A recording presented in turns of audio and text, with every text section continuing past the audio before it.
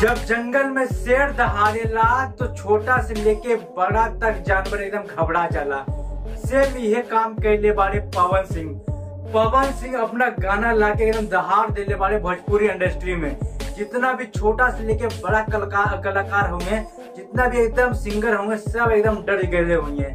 कहा है कि पवन सिंह के जब गाना आवेला तो ट्रेंडिंग सेक्शन में ही जाला।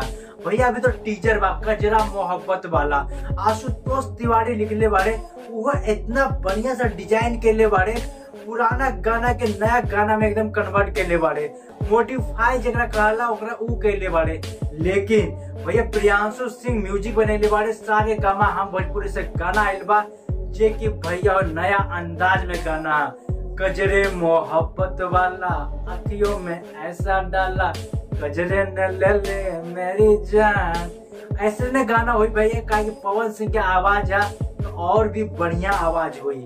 और भैया सुने के इतना अच्छा मिली शिल्पी राज की आवाज है, जो कि एकदम तहलका मचा दिया ट्रेंडिंग सेक्शन में। जितना भी छोटा से लेकर बड़ा कलाकार है, सब एकदम दिल धड़क जाई कैसे पवन सिंह पुराना गाना गा के एकदम पूरा एकदम रिकॉर्ड बना देले बारे। कमेंट करके जरूर बताइए कि एकदम टीजर देखले बारा तो का टीजर बस सही में ट्रेंडिंग में जाए कि ना जाए।